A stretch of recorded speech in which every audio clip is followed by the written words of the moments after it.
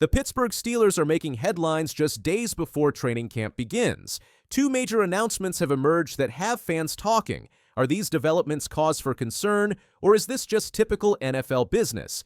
Let's break down exactly what's happening in Pittsburgh and why the timing matters. Former Pittsburgh Steelers defensive lineman Ade Ogundeji announced his retirement from the NFL on Instagram. He's only 26 years old. This adds to the growing list of young NFL players stepping away from professional football. Ogundeji played for both the Atlanta Falcons and Pittsburgh Steelers during his 4-year NFL career. His retirement announcement came just before NFL training camps open across the league. "I want to thank God for this beautiful, amazing sport," Ogundeji wrote on Instagram. "I wouldn't be where I am in life without it. It taught me fight, discipline, dedication, and so much more." The former Notre Dame standout revealed he went through a difficult period when he realized his playing career was ending. "I was truly scared whenever I realized my time was done. I thought I lost myself and was truly in a dark place. But God and only God made me realize that this is just the beginning and that there is more out there for me." Ogundeji emphasized his commitment to the sport throughout his career. "I was never perfect on or off the field, even though I tried my hardest to be. However, I put everything I had in the sport and had absolutely zero regrets." The defensive lineman expressed gratitude to everyone who supported his journey. "Thank you to everyone who got me here. Family, coaches, friends, and most importantly, my teammates and brothers. I want to thank the Southfield Falcons, Walled Lake Central, Notre Dame, Atlanta Falcons, and Pittsburgh Steelers for giving me this opportunity and all the people who blessed me along the way. All love, Ade out." The Atlanta Falcons selected Ogundeji in the 5th round of the 2021 NFL Draft. He made an immediate impact as a rookie, starting 11 games during his first season. The following year, he started all 16 games for Atlanta in 2022. His career took a downturn in 2023 when injury struck during the season. Atlanta eventually cut him, ending his 3-year tenure with the Falcons. Pittsburgh signed Ogundeji to their practice squad for the 2024 season. The Steelers promoted him to the active roster in October. However, his time in Pittsburgh was brief. The team released him in December 2024. Ogundeji finished his NFL career with 35 games played. He recorded 75 tackles and 3.0 sacks during his professional career. Before his NFL career, Ogundeji spent 5 seasons at Notre Dame from 2016 to 2020. His college career started slowly. He didn't play in any games during his true freshman season. His second year saw limited action with only 5 game appearances. By his 3rd season, Ogundeji developed into a key defensive player. He transitioned from linebacker to defensive end and became a consistent playmaker for the Fighting Irish defense. Ogundeji was part of Notre Dame teams that reached the college football playoff in both 2018 and 2020. During his entire Notre Dame career, he accumulated 80 tackles and 13 sacks. He also forced 6 fumbles, with 3 coming during the 2019 season. His senior year brought leadership responsibilities. Notre Dame named him team captain for the 2020 season. He earned several accolades that year, including Reese's Senior Bowl Top 250 selection, Pro Football Focus, preseason All-ACC third team, and All-ACC honorable mention. The recognition led to an invitation to the Reese's Senior Bowl. The Pittsburgh Steelers revealed their new throwback uniforms will be released on Monday, July 21st. This announcement represents a significant addition to the team's alternate uniform options. Earlier this offseason, the Steelers confirmed they would introduce a new alternate uniform that includes an alternate helmet. This marks a major change for the franchise. According to Andrew Lind of SportsLogos.net, the Steelers will unveil yellow throwback helmets with matching uniforms. Sources indicate these throwback uniforms will not resemble their current color rush design. Instead, they will more closely match the throwback uniforms worn from 2007 to 2011, though the striping pattern on the sleeves differs slightly. The Steelers have worn just one helmet design since the 2010 season. In 2013, the NFL implemented a one-helmet rule that restricted each team to a single helmet shell per season. Teams could modify the design over the shell but couldn't use multiple helmet shells. Player safety drove this policy decision. The The league wanted to guarantee full availability of new helmet technology before committing resources to alternate options. The NFL rescinded the one-helmet policy in 2022. Teams can now wear secondary helmets with alternate uniforms. Different franchises have taken various approaches to their new helmet options. The Atlanta Falcons chose a throwback design, bringing back red helmets from the 1970s and 1980s. The Baltimore Ravens went with a futuristic approach, unveiling a matte purple helmet for the 2025 season. The Cincinnati Bengals and Cleveland Browns have worn white base helmets in recent years. The Steelers made their biggest recent uniform change by wearing gray face masks with their throwback uniforms in 2025. This change acknowledged the 50th anniversary of the 1974 Super Bowl IX winning team. The Steelers wore gray face masks throughout much of their early history before switching to black in 1977. The last time Pittsburgh wore an alternate helmet was also historically significant. From 2007 to 2009, the Steelers wore gold alternate helmets. These matched uniforms that paid tribute to their 1962 look. That year marked the first time the Steelmark logo appeared on one side of the team's helmets. The NFL changed its policy regarding alternate uniform frequency. A modification at the 2025 NFL owners' meetings allows teams to wear non-standard uniforms up to 4 times during a 17-game season. Team president Art Rooney II revealed the Steelers' plans for their alternate uniforms after the schedule release in May. The team will wear their new throwback uniforms against specific opponents. "We are going to have a new throwback uniform this year, and with a new helmet to go with it," Rooney said in his statement on the Steelers' official website. "We're planning to wear our new throwbacks for the Packers game on Sunday night, October 26. It'll be fun to wear our throwbacks against one of the older franchises in the league. That just seems to be appropriate." We'll be doing our Color Rush uniforms late in the year. I think we're going to do it for the Monday night game on December 15 against the Miami Dolphins.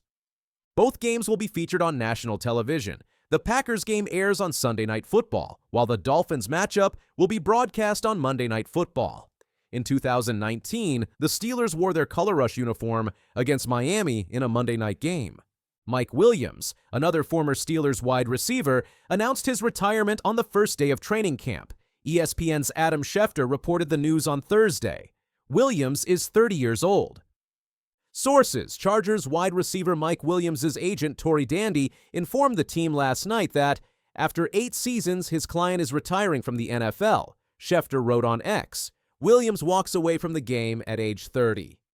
Williams spent most of his career with the Los Angeles Chargers from 2017 to 2023. He signed with the New York Jets in 2024 before being traded to Pittsburgh in November. His time with the Steelers showed promise, but was limited. Williams recorded 9 receptions for 132 yards and 1 touchdown in 9 games with Pittsburgh.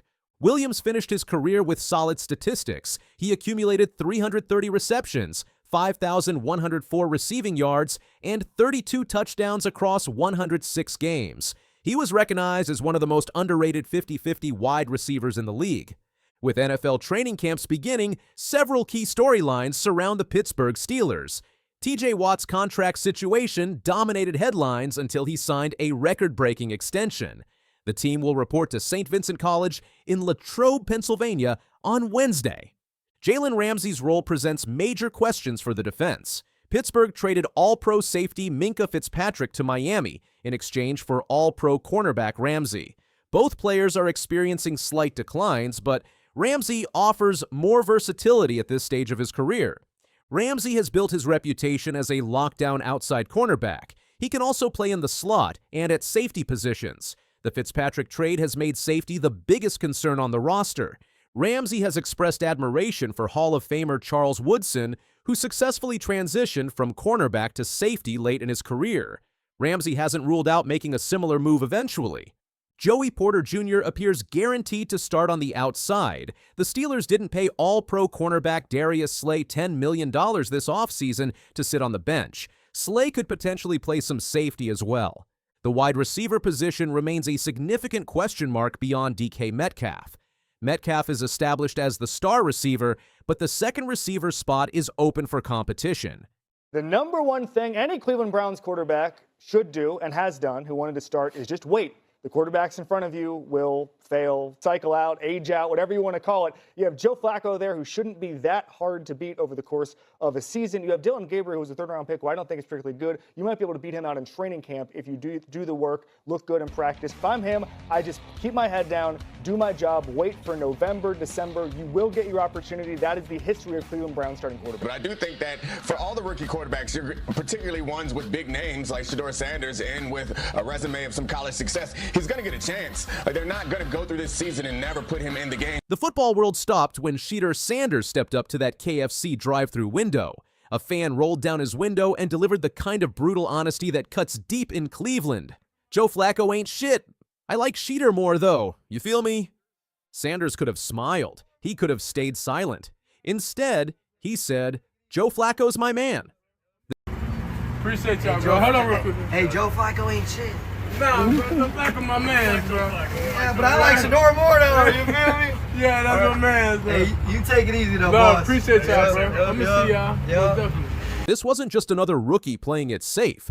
This was a statement that revealed everything about Sanders' character, while training camp rumors swirled about potential roster cuts in Cleveland's most complicated quarterback battle in years. Friday, July 19th, 2025 marked the beginning of the most important month in Shedeur Sanders' football career. Cleveland Browns training camp officially kicked off with rookies reporting to Berea, Ohio. Sanders walked through those doors knowing that one of the 4 healthy quarterbacks might not survive the final roster cuts. The numbers tell a harsh story. Joe Flacco, Kenny Pickett, Dylan Gabriel, and Sanders represent the most unique quarterback room in the NFL. With Deshaun Watson sidelined due to his $230 million contract situation and ongoing Achilles rehabilitation, 4 signal callers are battling for potentially just 3 roster spots. Sanders enters this competition from the worst possible position. He's considered 4th on the depth chart. The Browns selected Gabriel in the 3rd round with the 94th overall pick, giving the former Oregon quarterback a significant advantage. Sanders fell all the way to the 5th round, pick 144, despite being projected as a potential first-round selection.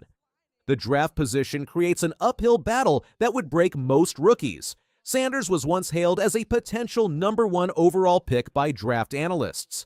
That fall to the 5th round created a chip on his shoulder that's about to get tested in the most intense way possible. When that Browns fan delivered his harsh assessment of Joe Flacco at the KFC drive-thru, Sanders faced a defining moment. The easy play was agreeing with the fan base that's already pulling for him to start. The popular move was staying silent and letting speculation build. Sanders chose neither path. His response, Joe Flacco's my man, sent a clear message about his character and approach to competition. This wasn't political correctness. This was authentic respect for a veteran who's achieved everything Sanders hopes to accomplish. The timing made this moment even more significant. Sanders was participating in his father Dayon's community challenge, distributing 250 KFC fill-ups across Cleveland as part of a family competition with his brothers Shiloh in Tampa and Dion Jr. in Dallas.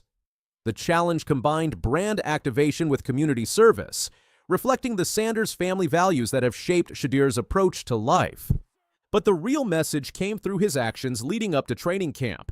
While speculation mounted about roster cuts and depth chart positioning, Sanders focused his energy on something much more important than football.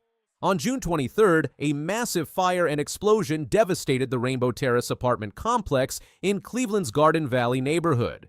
The tragedy destroyed 44 units and displaced more than 120 residents. One man, Cordell Sheffield, died from burn injuries after running back into the burning building to save his stepchildren. Since June 23rd, everyone has been not themselves, Ward 5 Councilman Richard A. Starr explained. The whole community was crying, and now we're mourning the loss of Cordell Sheffield, who was a hero who went in and saved 2 of his stepchildren from burning in the fire explosion. Sanders was visiting his father in Canton, Texas, when the fire occurred. He learned about the tragedy through an Instagram direct message from someone in the community. Most rookies would have sent money and moved on. Sanders made a different choice. Within 5 days, he flew back to Cleveland and organized the Garden Valley Fun Fest. He leveraged his business relationships with national brands like Gatorade, while working with local businesses to provide bouncy houses, food trucks, and DJs. Sanders personally funded and hosted the entire event at the Rainbow Terrace Apartments. When everything transpired, I was out of town, so I was like, nah, the first thing I do when I get back is definitely come to the community, Sanders said. This is just off an Instagram DM. I didn't really know about the situation. Someone told me. I was like, dang, that's crazy. And I just wanted a day for everybody to get out here and have some type of enjoyment, excitement, bring just the family atmosphere back. Sending money and stuff, that's easy. But you have to actually go out there and be in the flesh. As training camp approached and media attention intensified around the quarterback competition, Sanders delivered his most shocking message yet. Standing in the middle of the community event he organized, with cameras rolling and reporters asking about his NFL future, Sanders made his priorities crystal clear. Everything's fun and it's a great event for the city as to bring happiness here, Sanders said. I'm just enjoying myself here right now. When I leave here, then we'll focus on the season. But right now, this is more important than football. Those words, this is more important than football, coming from a rookie fighting for his NFL life, revealed the depth of Sanders' character. The statement contradicted every piece of conventional wisdom about how rookies should handle their first training camp. The community response validated Sanders' approach. One unnamed resident captured the impact perfectly. I think it's wonderful. I think it's about time that, these kids look like they're having a great time out here. Because usually, it's not this nice here. So, I'm loving this. I'm gonna be right here. Then y'all run as fast as you can right at everybody that's guarding me, and I'm gonna go inside, okay? So y'all go set. Ward 5 Councilman Richard A. Starr expressed the community's gratitude. Shedeur Sanders and his team reached out and said they wanted to come into the community to have a fun day so children and the families can smile again. And that's exactly what he's doing. Sanders' community work earned him fans across Cleveland, but former NFL safety Tyvis Powell delivered a sobering assessment on the ultimate Cleveland sports show. Powell praised Sanders' off-field presence while highlighting the mountain he needs to climb on the field. I think he's doing a really good job, off the field with all the stuff that he's doing in the community and all of those things, because what it does is it's got the fan base wanting him. Like, I want that guy to be the star. But Powell quickly added the crucial caveat that separates fan favorites from actual starters. But the funny part is, I sat here and thought about it like, what do you think, Dylan Gabriel is just sitting on his hands? Like, he's doing the same thing, he's just not. The former Ohio State safety identified the key factor that will determine Sanders' fate.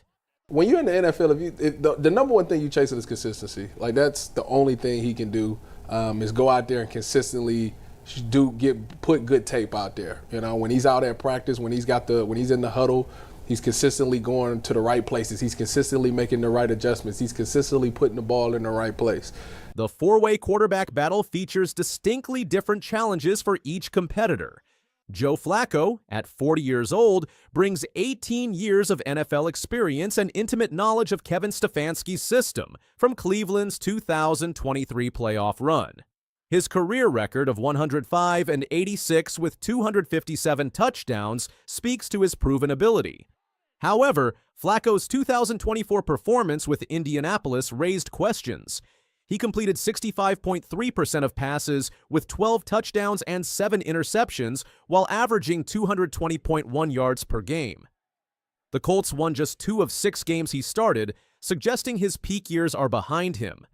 Kenny Pickett represents the middle ground between veteran experience and future potential. The 20th overall pick from 2022 completed 62.6% of passes for 4,474 yards, 13 touchdowns, and 13 interceptions during his Pittsburgh tenure. His challenge involves mastering Stefanski's play action and under-center concepts, which differ significantly from his previous experience. Dylan Gabriel enters with the strongest draft position and 6 college seasons of experience across UCF, Oklahoma, and Oregon. His 18,722 passing yards, 155 touchdowns, and 32 interceptions across 64 college games impressed Browns brass. Offensive coordinator Tommy Rees praised Gabriel's learning ability. You don't ever really need to correct him twice. He won't make the same mistake. Sanders faces the steepest climb with his 5th-round draft position, but his college production demands attention. He completed 70.1% of passes for 14,347 yards, 134 touchdowns, and 27 interceptions across 4 seasons at Jackson State and Colorado.